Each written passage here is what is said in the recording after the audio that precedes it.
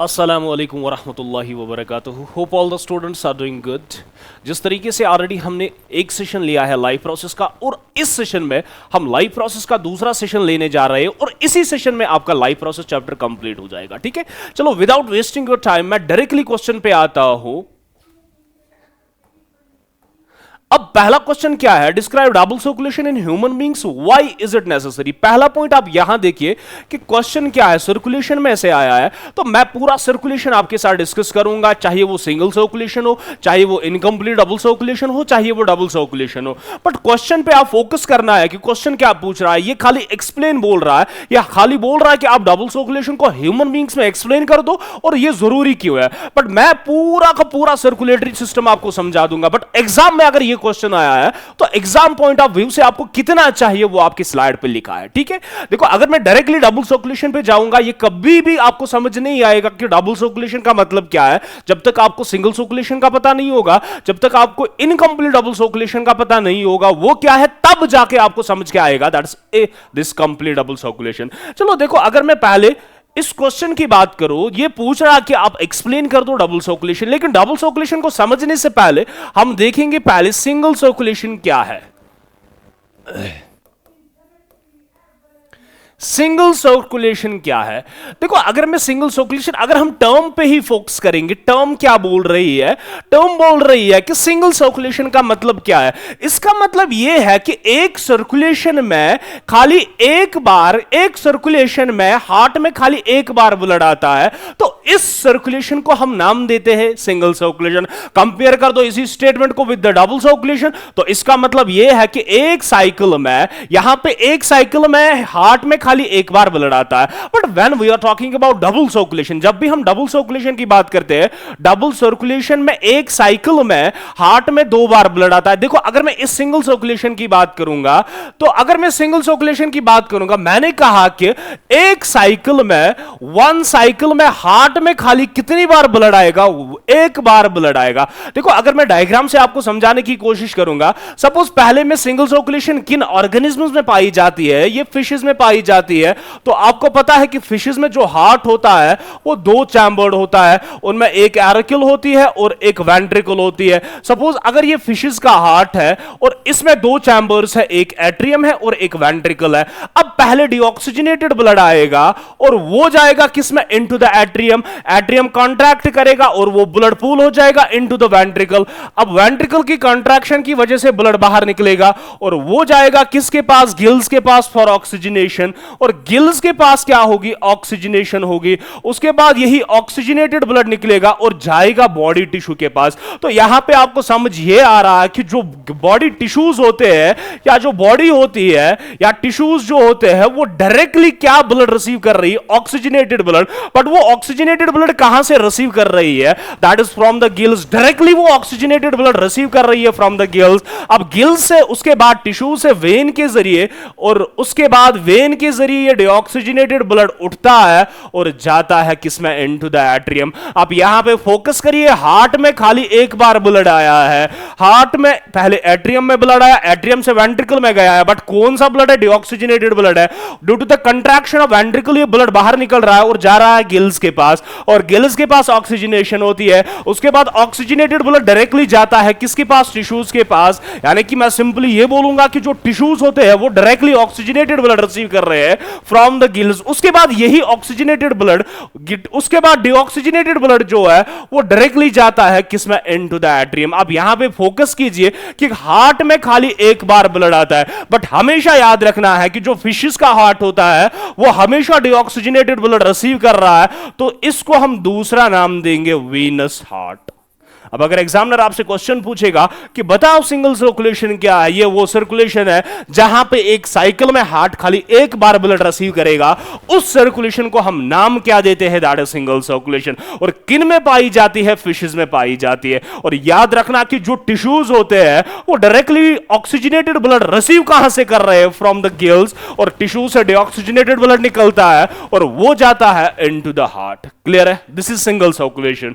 उसके बाद अगर मैं इनकंप्लीट डबल सर्कुलेशन की बात करूं, यह पहला पॉइंट बन गया। उसके बाद अगर मैं इनकंप्लीट डबल सर्कुलेशन की बात करूं,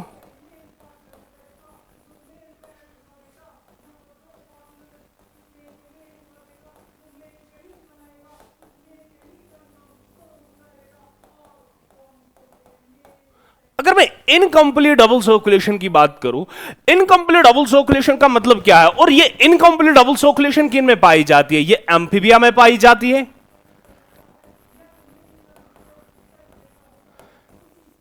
एंड रेप्टाइल्स में पाई जाती है।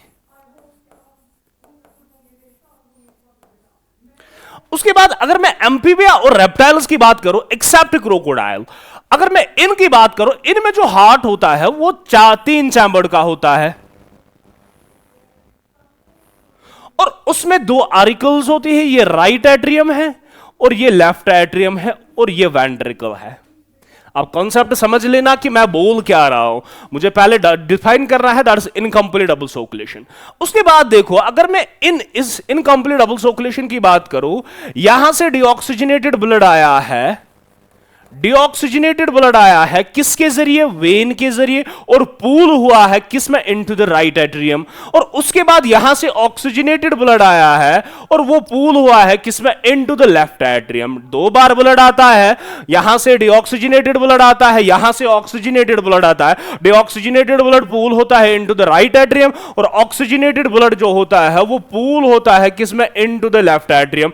बट जो राइट एट्रियम ने डीऑक्सीजनेटेड ब्लड रिसीव किया है, लेफ्ट एट्रियम ने ऑक्सीजनेटेड ब्लड रिसीव किया है, उस डीऑक्सीजनेटेड और ऑक्सीजनेटेड ब्लड को, ये चाहे वो राइट एट्रियम हो चाहे वो लेफ्ट एट्रियम हो, वो पूल किस में कर देंगे? Into the ventricle. But ventricle की कंट्रैक्शन की वजह से अब जो ब्लड आयोटा में जाएगा दैट इज मिक्सड ब्लड। यहां पे देखो, राइट एट्रियम ने डीऑक्सीजनेटेड ब्लड रिसीव किया है, लेफ्ट एट्रियम ने ऑक्सीजनेटेड ब्लड रिसीव किया है, और दोनों ने जो रिसीव कर दिया है उसको पूल कर देते हैं किसमें? Into the ventricle. अब due to the contraction of ventricle, जो ही वेंट्रिकल कॉन्ट्रैक्ट करेगी और ब्लड बाहर निकलेगा आयोटा के जरिए। बट ये कौन सा ब्लड होगा? इसको हम मिक्सड ब्लड बोलते हैं। हमेशा याद रखना कि जो एम्फीबिया और रेप्टाइल्स होते हैं, due to the contraction of ventricle, जो उनके पास खाली एक सिंगल वेंट्रिकल होती है, उसकी कंट्रैक्शन की वजह से जो ब्लड बाहर निकलता है उस ब्लड को हम नाम देते हैं मिक्सड ब्लड। यहां पे देखिए, इसने डीऑक्सीजनेटेड ब्लड रिसीव किया है, इसने ऑक्सीजनेटेड ब्लड रिसीव किया है, और पूल हुआ है into the right atrium and left atrium.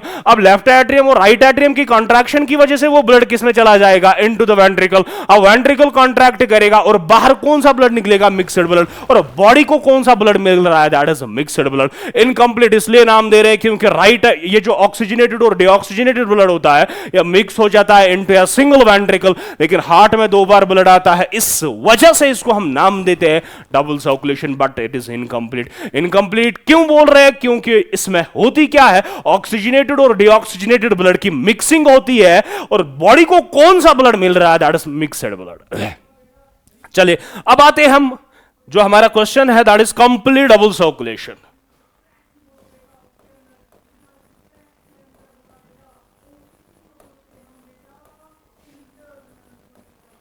Complete double circulation,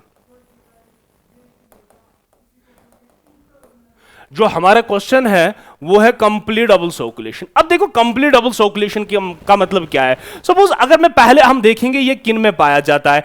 एक तो ये मैंने रेप्टाइल्स में कहा था कि रेप्टाइल्स में इनकम्प्लीट डबल सर्कुलेशन होती है except crocodile, and crocodile is the only reptile, crocodile is the only reptile जिसमें 4 चैम्बर्ड हार्ट होता है, और इसके अलावा इसमें बर्ड्स आते हैं एंड मैमल्स।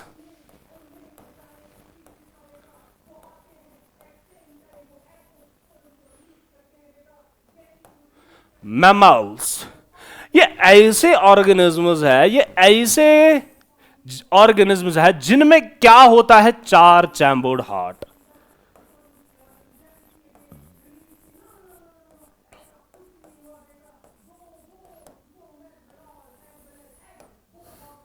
जिनमें क्या होता है? 4 चैम्बर्ड हार्ट होता है। अब यहां पे देखिए, अगर मैं कंप्लीट डबल सर्कुलेशन की बात करूं, कंप्लीट डबल सर्कुलेशन किन में पाई जाती है? Crocodile is the only reptile जिसमें 4 चैम्बर्ड हार्ट होता है, बर्ड्स में पाया जाता है और मैमल्स में पाया जाता है। इनमें हार्ट क्या है? 4 चैम्बर्ड।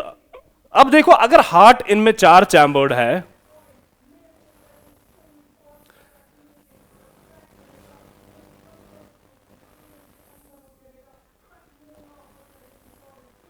अब अगर इसमें 4 चैम्बर्ड हार्ट है, ये राइट एट्रियम है, लेफ्ट एट्रियम है, राइट वेंट्रिकल है, लेफ्ट वेंट्रिकल है, ठीक है।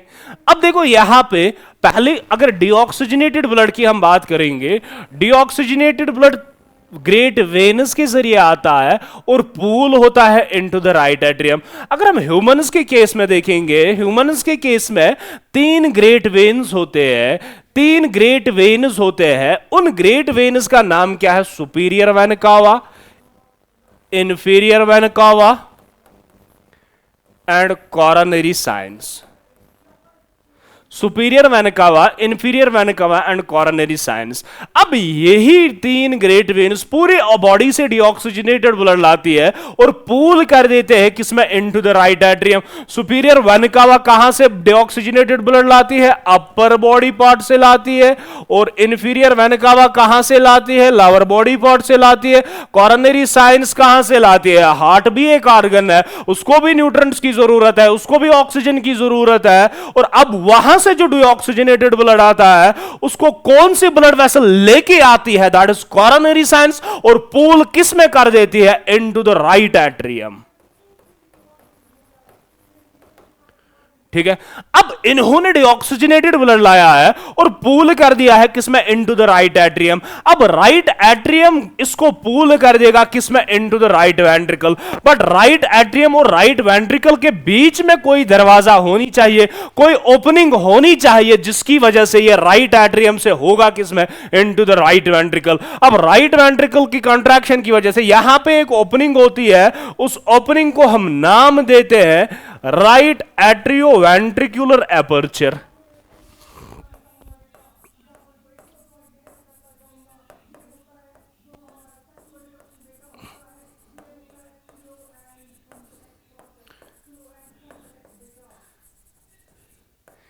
इस ओपनिंग को हम नाम देते हैं right atrioventricular aperture. Opening between the right atrium and right ventricle जो ओपनिंग होती है, उस ओपनिंग को हम नाम देते हैं राइट एट्रियोवेंट्रिकुलर एपर्चर। बट याद रखना, ये जो राइट एट्रियोवेंट्रिकुलर एपर्चर होता है, वहां पे एक फ्लैप्स होती है, 3 कार्टिलेजिनस फ्लैप्स होते हैं। और उन कार्टिलेजिनस फ्लैप्स को हम नाम क्या देते हैं? That is tricuspid value.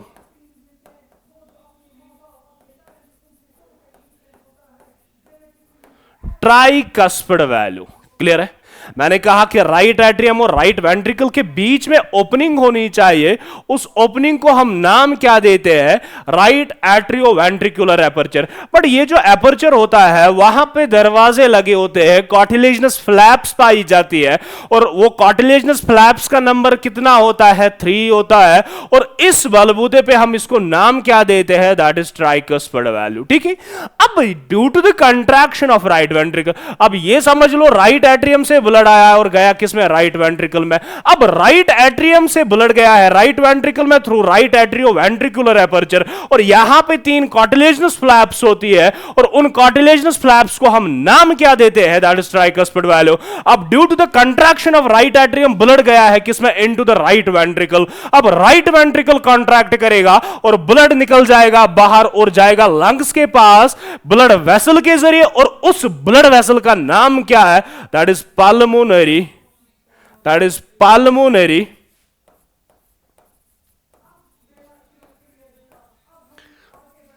artery। और याद रखना, ये आपको पता है कि वेन जो होती है उसमें डीऑक्सीजनेटेड ब्लड होता है और आर्टरी जो होती है उसमें ऑक्सीजनेटेड ब्लड होता है। बट एक्सेप्शन यहां पे ये है कि pulmonary artery is the only artery which carries deoxygenated blood. ये वाहिद वो ब्लड वेसल है, ये वाहिद वो आर्टरी है जिसमें कौन सा ब्लड होता है? डीऑक्सीजनेटेड ब्लड होता है। अब लंग्स के पास ब्लड गया है और वहां पे ऑक्सीजनेशन होगी और ऑक्सीजनेटेड ब्लड वापस आएगा और पूल होगा किसमें? Into the left atrium.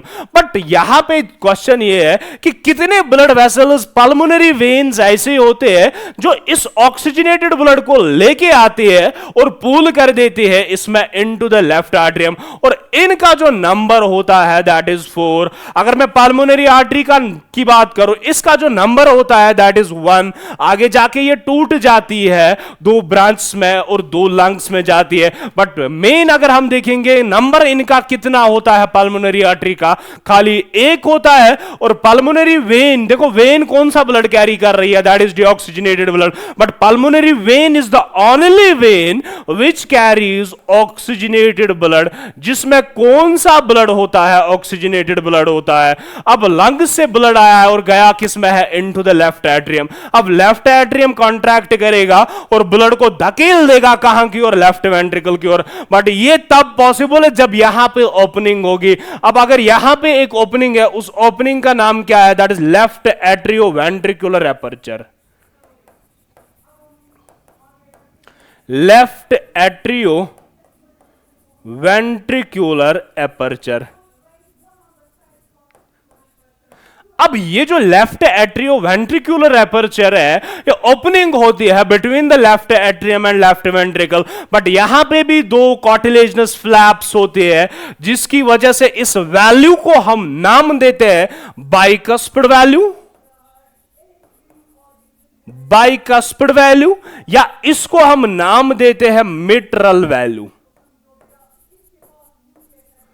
Bicuspid value, या इसको हम नाम देते हैं मिट्रल वैल्यू। अब जो ही राइट लेफ्ट एट्रियम कॉन्ट्रैक्ट करेगा और ब्लड जाएगा through left atrio ventricular aperture के जरिए इनटू द लेफ्ट वेंट्रिकल। अब लेफ्ट वेंट्रिकल कॉन्ट्रैक्ट करेगा और ब्लड बाहर निकलेगा और जाएगा किसमें, इनटू द अयोटा, और अयोटा से पूरे बॉडी को ब्लड मिलेगा। अब देखो क्वेश्चन क्या है, that is complete double circulation. Complete, पहले डीऑक्सीजनेटेड ब्लड आया है राइट एट्रियम में, राइट एट्रियम से राइट वेंट्रिकल में, उसके बाद हार्ट से ब्लड, हार्ट से बाहर निकलता है और जाता है लंग्स के पास। इसका मतलब है एक बार ब्लड आया है, बाहर निकल गया है, उसके बाद दूसरी बार एंट्री ले रहा है इनटू द लेफ्ट एट्रियम, उसके बाद लेफ्ट वेंट्रिकल में, और लेफ्ट वेंट्रिकल की कंट्रैक्शन की वजह से ब्लड बाहर निकलता है। कंप्लीट इसलिए नाम दे रहे, आप देखो डीऑक्सीजनेटेड ब्लड अलग है और ऑक्सीजनेटेड ब्लड अलग है, यहां पे कोई भी मिक्सिंग नहीं होती है, और एक साइकिल में हार्ट में 2 बार ब्लड आता है, और इस सर्कुलेशन को हम नाम क्या देते हैं, that is complete double circulation. मैंने आपको हार्ट का स्ट्रक्चर भी पढ़ा दिया है और उसके बाद मैंने आपको यह भी समझा दिया है कि कंप्लीट डबल सर्कुलेशन किस तरीके से है। उसके बाद यहां पे 3 पॉइंट्स आप और याद रखिएगा। ये जो वॉल होता है between the right atrium and left atrium, इसको हम नाम देते हैं इंटर एट्रियल सेप्टम, और उसके बाद जो राइट वेंट्रिकल और लेफ्ट वेंट्रिकल के बीच में ये वॉल होता है, उसको हम नाम देते हैं इंटरवेंट्रिकुलर सेप्टम, और उसके बाद जो वॉल होता है जो सेपरेट कर रहा है एट्रियो को फ्रॉम द वेंट्रिकल्स, उसको हम नाम देते हैं एट्रियो वेंट्रिकुलर सेप्टम। मैंने कहा कि जो wall between the right atrium and left atrium होता है, इसको हम नाम देते हैं इंटर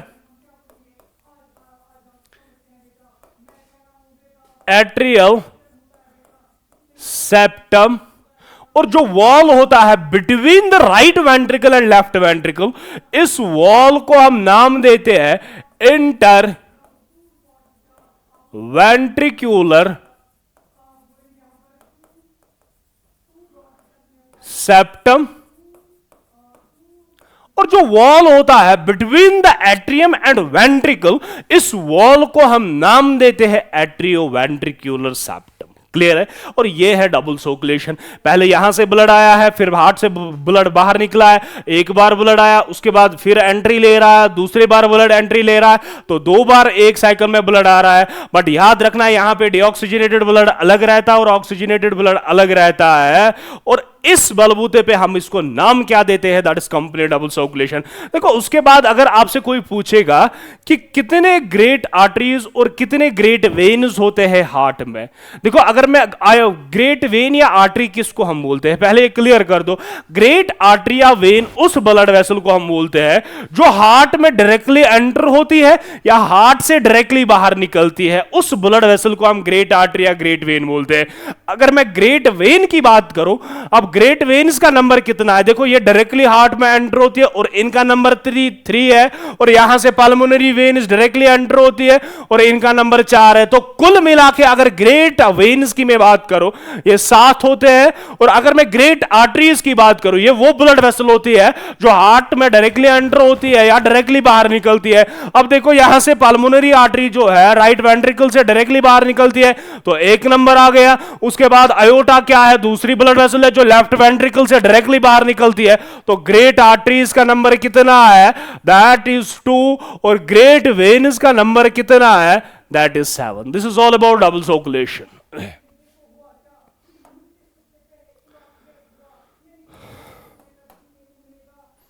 अब जो आपको एग्जाम में लिखना है वो आंसर आपके सामने है. ठीक है, यहां पे देखिए एग्जाम आंसर में लिखा क्या है.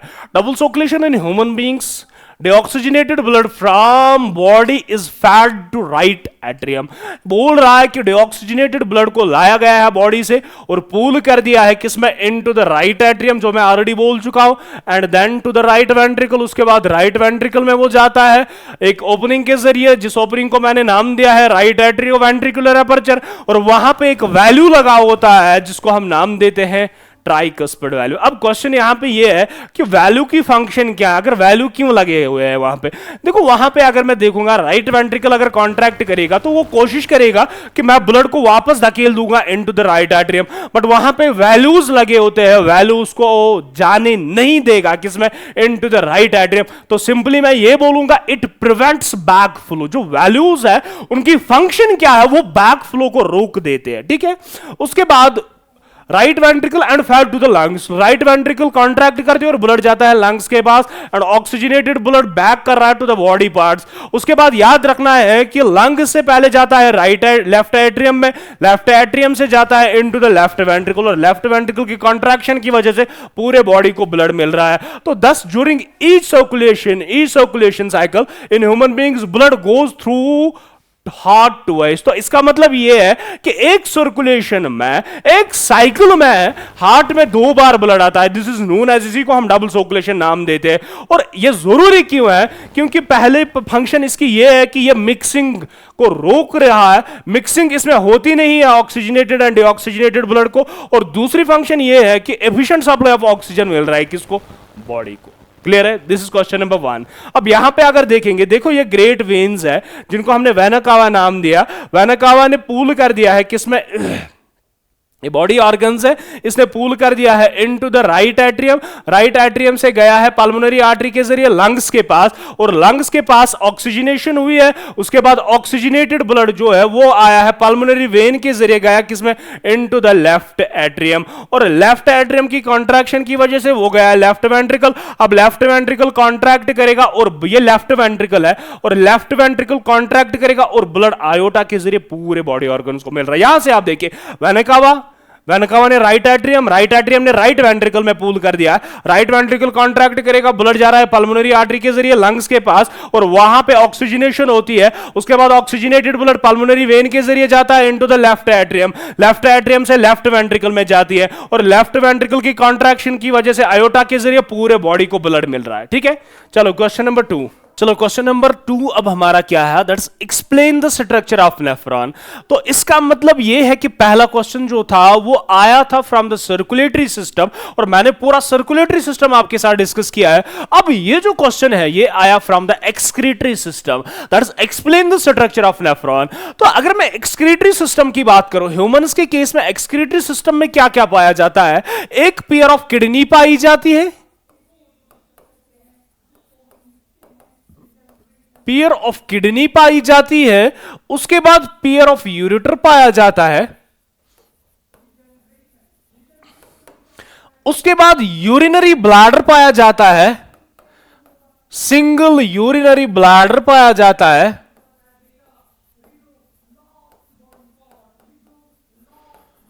और उसके बाद यूरिथ्रा होता है. अगर आपसे कोई पूछेगा कि ह्यूमन एक्सक्रीटरी सिस्टम में कौन कौन से पार्ट्स होते हैं, आप ये बोलोगे कि एक पेयर ऑफ किडनी पाई जाती है, एक पेयर ऑफ यूरेटर पाया जाता है, ए यूरिनरी ब्लैडर सिंगल होता है, और यूरिथ्रा भी क्या होता है, सिंगल होता है. ठीक है, अब पहले मैं आपको किडनी का स्ट्रक्चर समझा दूंगा हल्का सा, उसके बाद मैं नेफ्रॉन आपको समझा दूंगा कि नेफ्रॉन के स्ट्रक्चर में कौन कौन से पार्ट्स होते हैं. देखिए अगर मैं किडनी की बात करूं, पहले आपको यह पता होनी चाहिए कि जो किडनी होती है, किडनी के बाहर जो कवरिंग मिलती है, उस कवरिंग को हम नाम क्या देते हैं? That is renal capsule.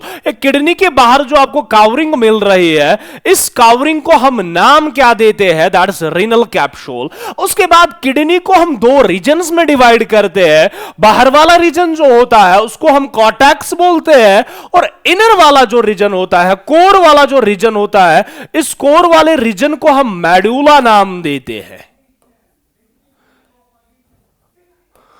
इसको हम मेडुला नाम देते हैं। मैंने पहला पॉइंट यह कहा कि बाहर जो आपको कवरिंग मिल रही है किडनी के बाहर, उसको हम नाम देते हैं रिनल कैप्सूल, और उसके बाद बाहर वाली कवरिंग को हम कॉर्टेक्स नाम दे रहे हैं, और इनर वाला कोर रीजन जो होता है उसको हम मेडुला नाम देते हैं। आपको पता है कि ये जो किडनी होती है ये बीन शेप्ड होती है, और जो इनर कॉन्केव सरफेस होती है, कॉन्केव सरफेस पे आपको एक डिप्रेशन मिल रहा है बीच में, और उस डिप्रेशन को हम नाम देते हैं हाइलम।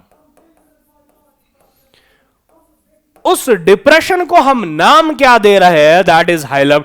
क्लियर कर दो यहीं पे। रिनल कैप्सूल बाहर वाली कवरिंग है, उसके बाद किडनी को हम दो रीजन्स में डिवाइड कर रहे हैं। बाहर वाला रीजन जो होता है उसको हम कॉर्टेक्स नाम देते हैं, इनर वाला रीजन जो होता है उसको हम मेडुला नाम देते हैं। और याद रखना कि जो इनर कॉन्केव सरफेस होती है इस किडनी की, वहां पे एक डिप्रेशन पाया जाता है, उस डिप्रेशन को हम नाम क्या देते हैं? हाइलम, जिसके जरिए renal artery, renal vein, nerves and ureters बाहर आते हैं। क्लियर है? और उसके बाद अब ये जो मेडुला होता है, मेडुला में आपको कॉनिकल स्ट्रक्चर्स मिल रहे हैं। उन कॉनिकल स्ट्रक्चर जो आपको ये कॉनिकल स्ट्रक्चर्स नजर आ रहे हैं, इन कॉनिकल स्ट्रक्चर्स को हम नाम देते हैं मेडुलरी पायरामिड्स, या इनको हम नाम देते हैं रिनल पायरामिड्स।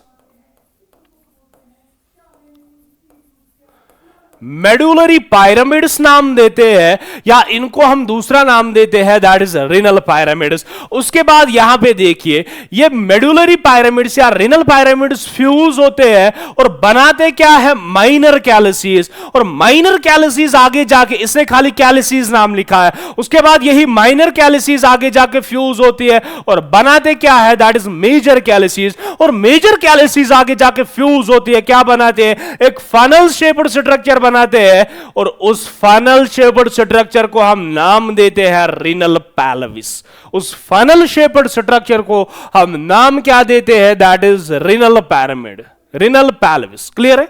उसके बाद यहां पे देखिए, अभी हमने कहा कि ये जो बाहर वाला रीजन होता है इसको हम कॉर्टेक्स नाम देते हैं। अब यहां पे देखो, ये कॉर्टेक्स घुसा होता है बिटवीन द रेनल पैरामिड्स। ये कॉर्टेक्स इन्वेड कर रहा है मेडुला को, बिटवीन द रेनल पैरामिड्स ये प्रेजेंट होता है। बट इस स्ट्रक्चर को हम नाम देते हैं रिनल कॉलम ऑफ बर्टनी। इस स्ट्रक्चर को हम नाम देते हैं renal column of बर्टनी।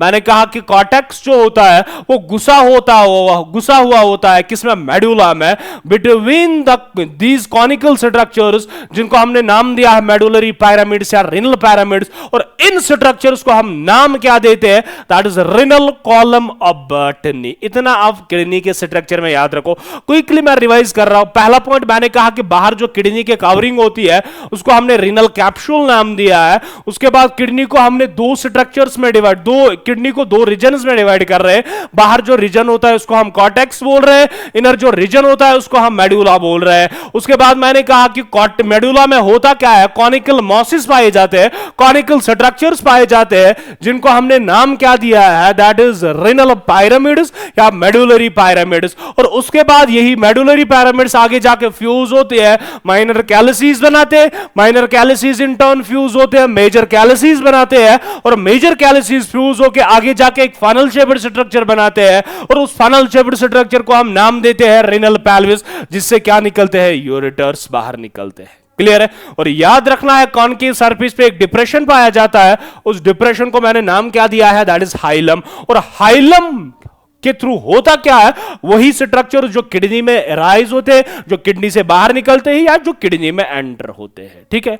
This is all about kidney. But हमारा क्वेश्चन क्या है? That is the structure of nephron. देखो, अगर मैं नेफ्रॉन की बात करूं, नेफ्रॉन को हम दो पार्ट्स में डिवाइड करते हैं। पहले मैं यहीं पे आपको बताऊंगा कि नेफ्रॉन में होता क्या है।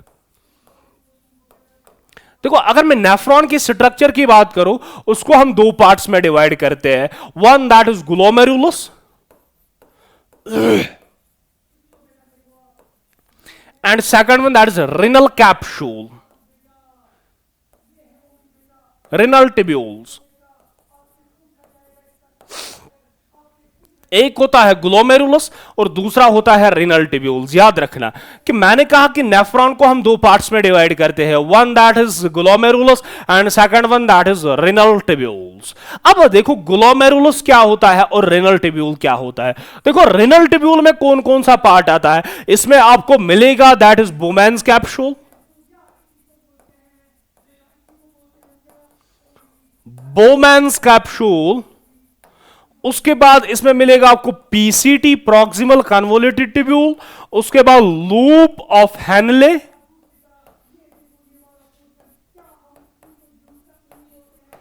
उसके बाद इसमें आपको मिलेगा डीसीटी यानी कि डिस्टल कन्वोल्यूटेड ट्यूब्यूल।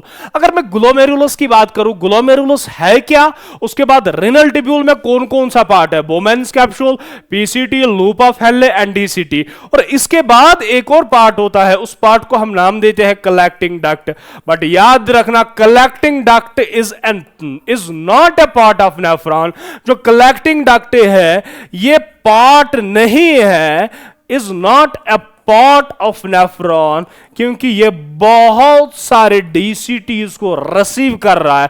तो इसलिए हम ये बोल रहे हैं कि कलेक्टिंग डक्ट जो है ये पार्ट नहीं है नेफ्रॉन का, क्योंकि ये बहुत सारे नेफ्रॉन्स के डीसीटीज को यानी कि डिस्टल कन्वोल्यूटेड ट्यूब्यूल्स को रिसीव कर रहा है। सिंपली पहला पॉइंट, नेफ्रॉन में दो स्ट्रक्चर्स आपको मिल रहे हैं, one that is glomerulus and second one that is renal tubules. और ग्लोमेरुलस क्या है बाद में बताएंगे, पहले रिनल ट्यूब्यूल में क्या क्या आता है, Bowman's capsule, proximal convoluted tubule, loop of Henle, distal convoluted tubule. और इसके बाद जो पार्ट होता है उसको हम नाम देते हैं दैट इज कलेक्टिंग डक्ट। और कलेक्टिंग डक्ट पार्ट नहीं है नेफ्रॉन का, क्योंकि ये बहुत सारे डीसीटीज ऑफ नेफ्रॉन्स को रिसीव कर रहा है। ठीक है, अब डायग्राम पे आ जाइए।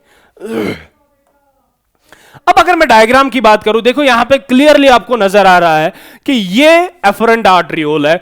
उसके बाद यही एफरेंट आर्टरियोल आगे जाके जाती है किसमें, बोमेन्स कैप्सूल में। ये आपको ये कप लाइक स्ट्रक्चर नजर आ रहा है, इस कप लाइक स्ट्रक्चर को हम नाम दे रहे हैं दैट इज बोमेन्स कैप्सूल।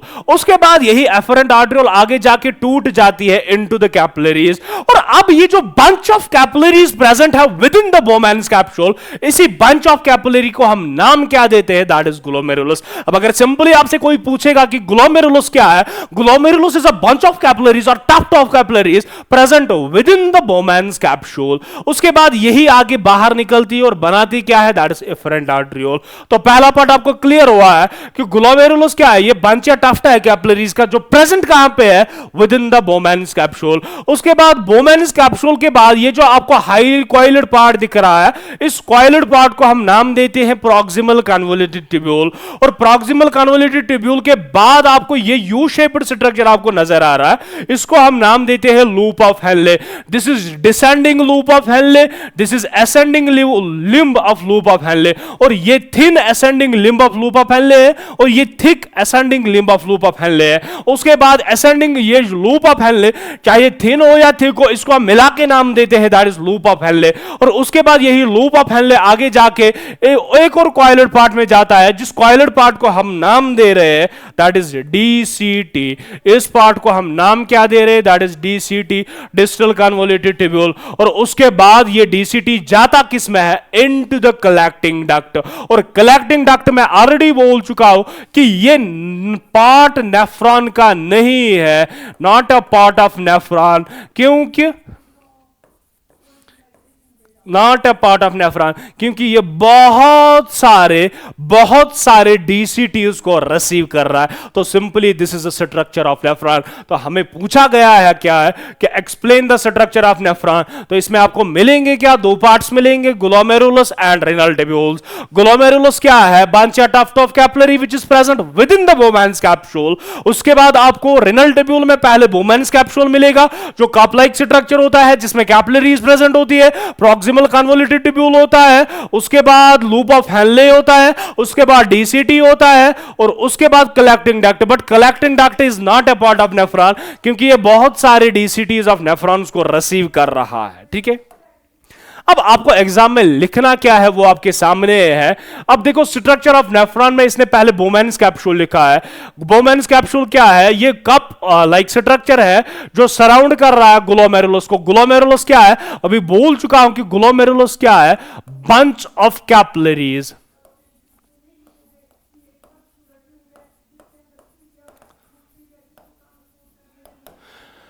और उसके बाद दूसरा क्या है? ग्लोमेरुलस। ग्लोमेरुलस क्या है? ये बंच ऑफ कैपिलरीज है जो प्रेजेंट है कहां पे? With in the Bowman's capsule. उसी को हम नाम क्या देते हैं? That is this glomerulus. Bowman's capsule पहला पॉइंट ये क्या है? ये एक कप लाइक स्ट्रक्चर है जो सराउंड कर रहा है ग्लोमेरुलस को and it is a main site for ultra filtration. Ultra filtration का मतलब क्या है? जो वहां पे फिल्ट्रेट बन रहा है, अब जो ब्लड कैपिलरीज में आ रहा है उस ब्लड को फिल्ट्रेट किया जा रहा है और जाता है किसमें? Into the nephron. अब उस प्रोसेस को हम नाम क्या देते हैं? That is ultra filtration. अब देखो अगर मैं वहां पे कैपिलरीज की बात करूं या फिल्ट्रेशन मेम्ब्रेन की बात करूं, अब पहले ये बोमेन्स कैप्सूल है।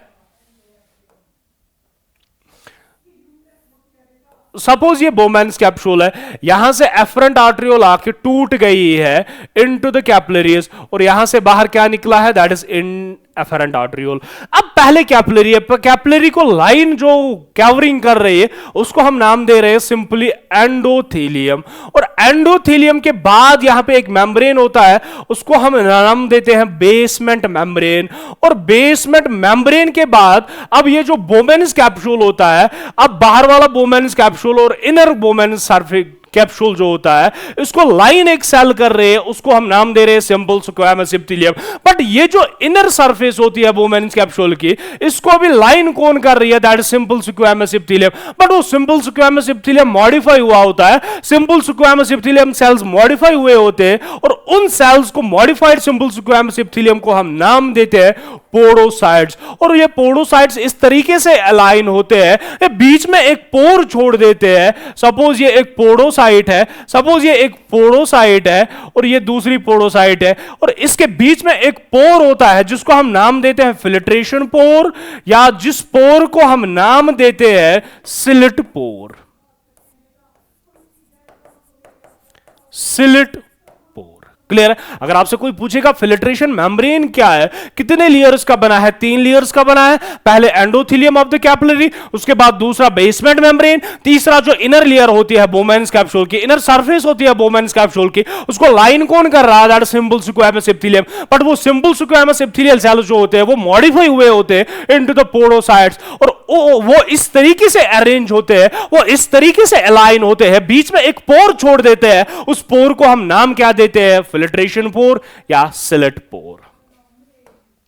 अब यहां पे आइए, उसके बाद प्रॉक्सिमल कन्वोल्यूटेड ट्यूब्यूल क्या है? ये एक कॉइलेड पार्ट होता है following Bowman's capsule wire reabsorption of water ions and nutrients occur. देखो अगर मैं इस यहां पे इस प्रॉक्सिमल कन्वोल्यूटेड ट्यूब्यूल की बात करूं, अगर मैं इस पीसीटी की बात करूं, ये जो पीसीटी होता है it is permeable for both solutes as well as solvents. तो इसका मतलब यह है कि यहां पे सोल्यूट्स को भी रीअब्सॉर्ब किया जाएगा और यहां पे सॉल्वेंट्स को भी रीअब्सॉर्ब किया जाएगा। बट जब हम लूप ऑफ हेनले की बात करते हैं, जब मैं descending limb of loop of Henle की बात कर रहा हूं, इट इज ओनली परमिएबल किसके लिए? फॉर सॉल्वेंट के लिए। और उसके बाद जो ascending limb of loop of Henle होती है, it is permeable only for the solutes. तो यहां पे ये परमिएबल है किसके लिए? खाली सोल्यूट्स के लिए। इसका मतलब यह है कि यहां पे जो फिल्ट्रेट आ रहा है, तो अगर मैं descending limb of loop of Henle की बात करूं, यहां पे सॉल्वेंट्स को रीअब्सॉर्ब किया जाएगा और अब बचे क्या है? सॉल्यूट्स, जिसकी वजह से ऑस्मोलैरिटी इंक्रीज होती है। बट जो ही वो ascending limb of loop of Henle में पहुंचता है, ascending limb of loop of Henle जो होती है it is permeable only for solutes, जिसकी वजह से ऑस्मोलैरिटी फिर भी वापस डिक्रीज होती है। और उसके बाद डीसीटी की बात करो, यहां पे कोई रीअब्सॉर्प्शन नहीं होती है। हाउएवर अगर एल्डोस्टेरिन इस पे एक्ट करेगा तब ये वाटर एंड सोडियम को रीअब्सॉर्ब करेगा। कंडीशनल रीअब्सॉर्प्शन होती है इन डीसीटी इन प्रेजेंस ऑफ एल्डोस्टेरिन। जब एल्डोस्टेरिन हार्मोन इस पे एक्ट करेगा तो तब जाके ये करेगा क्या? ये रीअब्सॉर्ब करेगा किसको? सोडियम एंड वाटर को। क्लियर है? उसके बाद देखो लूप ऑफ हेनले के बारे में ये बोल रहा है कि लूप ऑफ हेनले क्या है? A U-shaped structure that plays a crucial role in osmoregulation helps to maintain the balance of water in the body. Distal convoluted tubule क्या है? Another coiled tubule that is involved in the regulation of water absorption and is influenced by hormone. मैंने कहा कि ये conditional reabsorption show करेगा जब भी इसमें हार्मोन एक्ट करेगा, अदरवाइज नॉर्मल कंडीशन में ये कभी भी reabsorption शो नहीं करेगा. जब भी इस पे कौन सा हार्मोन रिएक्ट करेगा, जब भी कौन सा हार्मोन एक्ट करेगा, दैट इज एल्डोस्टेरोन, तब जाके वाटर एंड सोडियम को reabsorb करेगा. उसके बाद कलेक्टिंग डक्ट, मैंने कहा कि ये कॉइल्ड कलेक्टिंग डक्ट जो है ये नेफ्रॉन का पार्ट नहीं है, बट ये बहुत सारे डीसीटीज को रिसीव कर रहा है. आपको एग्जाम में कितना लिखना है वो आपके सामने है. क्लियर है?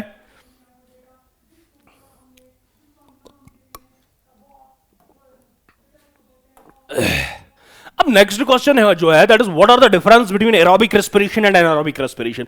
डिफरेंस क्या है between the aerobic respiration and anaerobic respiration? देखो, अगर मैं एरोबिक रेस्पिरेशन की बात करूं, पहले आप ये क्लियर कर दो ब्रीथिंग क्या है और रेस्पिरेशन क्या है. आपको हमेशा ये कंफ्यूजन रहता है कि आप ये बोल रहे हो ब्रीथिंग एंड रेस्पिरेशन दो सेम टर्म्स हैं. ब्रीथिंग एंड रेस्पिरेशन दो सेम टर्म्स है, बट ये दो सेम टर्म्स नहीं है. अगर मैं ब्रीथिंग की बात करूं, सिंपली ब्रीथिंग का मतलब क्या है? देखो, हम इनहेल कर रहे हैं एटमॉस्फेरिक एयर को और एक्सहेल कर रहे हैं एल्वियोलर एयर को, और इसको हम सिंपली नाम क्या देते हैं? दैट इज ब्रीथिंग, या जिसका दूसरा नाम है पल्मोनरी वेंटिलेशन, जिसको हम दूसरा नाम देते हैं पल्मोनरी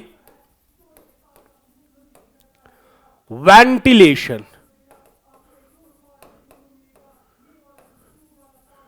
पल्मोनरी वेंटिलेशन.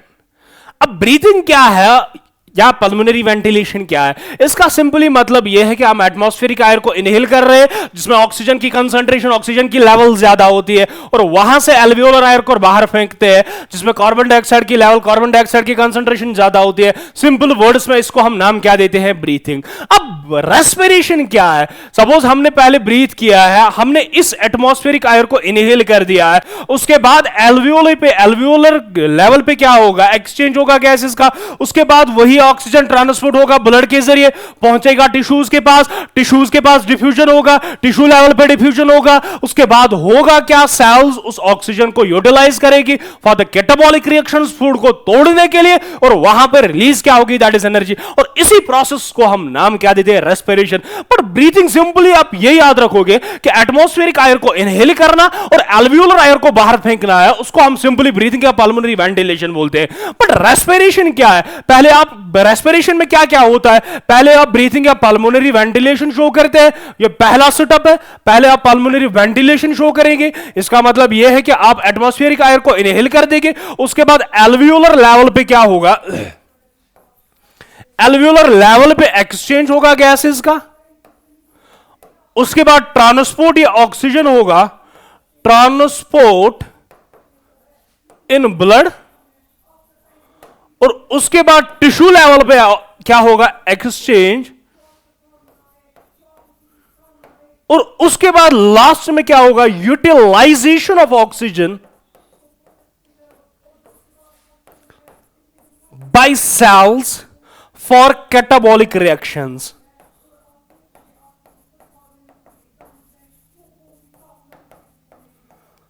अब इसी ऑक्सीजन को क्या किया जाएगा? यूटिलाइज किया जाएगा. किसके लिए? कैटाबॉलिक रिएक्शन के लिए. और वहां से रिलीज क्या होगी? एनर्जी. और इसी प्रोसेस को हम सिंपली नाम क्या देते हैं? That is respiration. और आज के बाद आप कभी भी ये नहीं बोलोगे कि ब्रीथिंग या पल्मोनरी वेंटिलेशन या रेस्पिरेशन दो सेम टर्म्स है. नहीं, ये गलत है. ब्रीथिंग का मतलब या पल्मोनरी वेंटिलेशन का मतलब क्या है? एटमॉस्फेरिक एयर को इनहेल करना है और वहां से एल्वियोलर एयर को बाहर फेंकना है. उसी को हम नाम क्या देते हैं? ब्रीथिंग या पल्मोनरी वेंटिलेशन. उसके बाद रेस्पिरेशन क्या है? रेस्पिरेशन में पहला सेटअप क्या है? पल्मोनरी वेंटिलेशन या ब्रीथिंग. दूसरा सेटअप क्या है? एल्वियोलर एयर को एक्सचेंज कर, एल्वियोलर लेवल पे एक्सचेंज होता है गैसेस का. उसके बाद ट्रांसपोर्ट होता है यही ऑक्सीजन ब्लड में. उसके बाद टिश्यू लेवल पे गैसेस का एक्सचेंज होता है. उसके बाद इसी ऑक्सीजन को सेल्स यूटिलाइज करती है फॉर द कैटाबॉलिक रिएक्शंस, और वहां से रिलीज क्या होती है? That is energy. अब यहां पे आइए, देखो होता क्या है. अब अगर मैं डिफरेंस देखूंगा एट रेस्पिरेशन की, तो ये दो टाइप्स का होता है. रेस्पिरेशन दो टाइप्स का होता है. One that is aerobic respiration and second one that is anaerobic respiration. Aerobic respiration वो रेस्पिरेशन होती है जो इन प्रेजेंस ऑफ ऑक्सीजन होती है, एंड एनारोबिक रेस्पिरेशन वो रेस्पिरेशन होती है जो इन एब्सेंस ऑफ ऑक्सीजन होता है. अब देखो यहां पे होता क्या है. अब अगर मैं एरोबिक रेस्पिरेशन की बात करूं, क्योंकि हमें फूड को तोड़ना है और वहां से रिलीज करना क्या है, दैट इज एनर्जी। पहले ग्लूकोज को तोड़ा जाता है किस में, इनटू द पायरुवेट। पायरुवेट में तोड़ा गया है और इस पायरुवेट को इंटर्न माइटोकॉन्ड्रिया में इन प्रेजेंस ऑफ ऑक्सीजन तोड़ा जाता है किसमें, into the carbon dioxide plus water plus energy, और यहां से रिलीज क्या होती है, एनर्जी रिलीज होती है। ये एरोबिक रेस्पिरेशन है। और पहले आप देखो ग्लूकोज को पायरुवेट में तोड़ा जाता है, आप लोगों ने ऑलरेडी पढ़ी है ग्लाइकोलिसिस, और उसके बाद पायरुवेट को तोड़ा जाता है, ब्रेक डाउन किया जाता है in presence of oxygen into carbon dioxide plus water, और वहां पे रिलीज क्या होती है, दैट इज एनर्जी। क्लियर है? और यह है एरोबिक रेस्पिरेशन। अगर मैं एनारोबिक रेस्पिरेशन की बात करूं, वहां पे ग्लूकोज को तोड़ा जाता है पायरुवेट में, और पायरुवेट को यहां पे कार्बन डाइऑक्साइड या वाटर में नहीं तोड़ा जाता है, पायरुवेट को तोड़ा जाता है in absence of oxygen into ethanol and carbon dioxide plus energy. But याद रखना यहां पे उतनी एनर्जी रिलीज नहीं होती है जितनी एनर्जी रिलीज कहां पे होती है, into the aerobic respiration. This is the overall reaction of aerobic respiration and this is the overall reaction of anaerobic respiration. Aerobic respiration में होता क्या है, ग्लूकोज को तोड़ा जाता है पायरुवेट में, और in presence of oxygen pyruvate को तोड़ा जाता है कार्बन डाइऑक्साइड और वाटर में, और रिलीज क्या होती है, एनर्जी, लेकिन ह्यूज या large amount of energy release होती है। और उसके बाद ग्लूकोज को एनारोबिक रेस्पिरेशन कन्वर्ट किया जाता है पायरुवेट में, और पायरुवेट को तोड़ा जाता है किसमें, into the ethanol plus and carbon dioxide, और वहां पे भी एनर्जी रिलीज होती है। बट अगर हम यहां पे देखेंगे उतनी एनर्जी रिलीज नहीं होती है जितनी एनर्जी एरोबिक रेस्पिरेशन में रिलीज होती है। अब क्वेश्चन पे आते पहला क्वेश्चन ये है कि इन प्रेजेंस ऑफ जो respiration in presence of oxygen जो रेस्पिरेशन होती है उसको हम एरोबिक रेस्पिरेशन बोलती है, and in absence of oxygen जो रेस्पिरेशन होती है उसको हम नाम देते हैं, दैट इज एनारोबिक रेस्पिरेशन। और एरोबिक रेस्पिरेशन कहां पे होती है, साइटोप्लाज्म एंड माइटोकॉन्ड्रिया में। ये याद रखना, अगर एग्जामिनर आपसे पूछ रहा है कि एरोबिक रेस्पिरेशन कहां कहां होती है, ये होती है साइटोप्लाज्म एंड माइटोकॉन्ड्रिया, और एनारोबिक रेस्पिरेशन खाली होती है साइटोप्लाज्म में। और एंड प्रोडक्ट यहां पे क्या है, that's carbon dioxide and water. And product यहां पे इथेनॉल एंड कार्बन डाइऑक्साइड है, और यहां पे बहुत सारी एनर्जी लिबरेट होती है, यहां पे उतनी एनर्जी लिबरेट नहीं होती है। एरोबिक रेस्पिरेशन में फूड जो है कंप्लीटली ऑक्सीडाइज होता है, और वहां पे जो फूड है वो इनकंप्लीटली ऑक्सीडाइज होता है। During aerobic respiration 38 ATP molecules are generated. आप देखो कितनी एनर्जी रिलीज हो रही है, और ड्यूरिंग एनारोबिक रेस्पिरेशन खाली 2 एटीपी मॉलिक्यूल्स लिबरेट होते हैं, जनरेट होते हैं। आप देखो यहां पे कितनी कम एनर्जी जनरेट होती है। क्लियर है? चलो क्वेश्चन नंबर 4 पे आते हैं। अब क्वेश्चन नंबर 4 क्या है, how is the oxygen carbon dioxide transported in human beings. आपको एग्जाम में कितना लिखना है वो आपके सामने आंसर है यहां पे कि आपको इतना लिखना है। अब अगर मैं हम देखेंगे कि ऑक्सीजन को कैसे ट्रांसपोर्ट किया जाता है और कार्बन डाइऑक्साइड को कैसे ट्रांसपोर्ट किया जाता है। अगर मैं ऑक्सीजन की बात करूं और कार्बन डाइऑक्साइड की बात करूं, देखो ऑक्सीजन की अगर मैं बात करूं, इसको 2 फॉर्म्स में ट्रांसपोर्ट किया जाता है बॉडी में, और उसके बाद कार्बन डाइऑक्साइड को 3 फॉर्म्स में ट्रांसपोर्ट किया जाता है। ठीक है? अगर मैं ऑक्सीजन की बात करूं, पहली फॉर्म जो है दैट इज फिजिकल सॉल्यूशन, और दूसरा क्या है, दैट इज ऑक्सीहीमोग्लोबिन। ऑक्सीहीमोग्लोबिन। अब पहला क्वेश्चन, कितने परसेंट ऑफ ऑक्सीजन को ट्रांसपोर्ट किया जाता है as a physical solution, that is 3%, और कितने परसेंट ऑफ ऑक्सीजन को ट्रांसपोर्ट किया जाता है as a oxyhaemoglobin, that is 97%। As a physical solution 3% oxygen को ट्रांसपोर्ट किया जाता है, एज ऑक्सीहीमोग्लोबिन 97% ऑफ ऑक्सीजन को ट्रांसपोर्ट किया जाता है। फिजिकल सॉल्यूशन का सिंपली मतलब यह है कि देखो अगर मैं प्लाज्मा में देखूं वाटर मैक्सिमम होता है, और वाटर की अगर मैं बात करूं, ये जो ऑक्सीजन है ये वाटर के साथ बॉन्ड बनाता है, और वो एक वीक बॉन्ड होती है जिसको हम वैन डर वाल्स बॉन्ड बोलते हैं। और फिजिकल सॉल्यूशन इसलिए नाम दिया है क्योंकि यहां पे जो बॉन्ड बनती है वो एक वीक बॉन्ड होती है और उस वीक बॉन्ड को हम नाम देते हैं वैन डर वाल्स बॉन्ड, इसीलिए हम इसको नाम क्या देते हैं, फिजिकल सॉल्यूशन। अब अगर मैं 100 ml ऑफ ऑक्सीजनेटेड ब्लड लूंगा, अब 100 ml ऑफ ऑक्सीजनेटेड ब्लड ले रहा हूं, ऑक्सीजनेटेड ब्लड वो ब्लड होता है जिसमें ऑक्सीजन की कंसंट्रेशन लेवल ज्यादा होती है। 100 ml ऑफ ऑक्सीजनेटेड ब्लड में कितने ml ऑफ ऑक्सीजन ट्रांसपोर्ट होता है as a physical solution, that is 0.4 ml। अगर आप 100 ml ऑफ ऑक्सीजन ले रहे हो, 100 ml ऑफ ऑक्सीजनेटेड ब्लड में आपको 0.4 ml ऑक्सीजनेटेड ब्लड में ऑक्सीजन मिलेगा in a dissolved state and in a physical solution. या सिंपली मैं इस तरीके से इसको डिफाइन करूंगा, अगर आपसे कोई पूछ रहा है कि 100 ml ऑफ ऑक्सीजनेटेड ब्लड है, बता 100 ml ऑफ ऑक्सीजनेटेड ब्लड में कितना ऑक्सीजन होगा एज अ फिजिकल सॉल्यूशन, कितना ऑक्सीजन ट्रांसपोर्ट होगा as a physical solution, that is 0.4 ml। अब ऑक्सी हीमोग्लोबिन का मतलब क्या है, देखो आपको पता है कि आरबीसी जो होती है, आरबीसी के अंदर एक पिगमेंट पाया जाता है, उस पिगमेंट को हम नाम देते हैं हीमोग्लोबिन। हीमोग्लोबिन पाया जाता है आरबीसी के अंदर और हीमोग्लोबिन के साथ बाइंड क्या होता है, ऑक्सीजन। अब जो रिजल्टिंग स्ट्रक्चर बना है उसी रिजल्टिंग स्ट्रक्चर को हम नाम क्या देते हैं, ऑक्सी हीमोग्लोबिन। अब अगर मैं 100 ml ऑफ ऑक्सीजनेटेड ब्लड ले रहा हूं, अब अगर मैं 100 ml ऑफ ऑक्सीजनेटेड ब्लड ले रहा हूं तो उसके बाद उस 100 ml ऑफ ऑक्सीजनेटेड ब्लड में मुझे देखना है कि कितने ml ऑफ ऑक्सीजन ट्रांसपोर्ट हो रहे हैं as a oxyhaemoglobin, that is 19 ml। तो कुल मिला के अगर हम देखेंगे 100 ml ऑफ ऑक्सीजनेटेड ब्लड में आपको चाहिए फिजिकल सॉल्यूशन में देखना हो, चाहे ऑक्सी हीमोग्लोबिन में देखना हो, तो कुल मिला के कितना ऑक्सी हीमोग्लोबिन मिलेगा, दैट इज कितना कुल मिला के कितना ऑक्सीजन मिलेगा, दैट इज 19.4 ml। क्लियर है, क्लियर है। मैंने कहा कि फिजिकल सॉल्यूशन अगर मैं 100 ml ले रहा हूं, 100 ml ऑफ ऑक्सीजनेटेड ब्लड ले रहा हूं, तो 100 ml में मुझे खाली और खाली 0.4 ml ऑफ ऑक्सीजन मिलेगा एज अ फिजिकल सॉल्यूशन। और उसके बाद ऑक्सी हीमोग्लोबिन 100, अगर मैं 100 ml ऑक्सीजनेटेड ब्लड ले रहा हूं, उस 100 ml में मुझे कितना ऑक्सी हीमोग्लोबिन मिलेगा, दैट इज 19 ml। तो कुल मिला के चाहे फिजिकल लेंगे चाहे ऑक्सी हीमोग्लोबिन लेंगे, अगर मिला के मैं ले रहा हूं 100 ml ऑक्सीजनेटेड ब्लड, उस 100 ml में मुझे कितना ऑक्सीजन मिलेगा, चाहे डिसॉल्व्ड स्टेट में हो चाहे एज अ ऑक्सी हीमोग्लोबिन हो, दैट इज 19.4 ml। क्लियर है।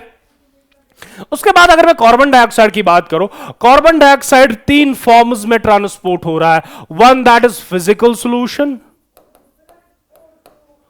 उसके बाद कार्ब एमाइनो हीमोग्लोबिन, और तीसरा दैट इज बाइकार्बोनेट आयंस।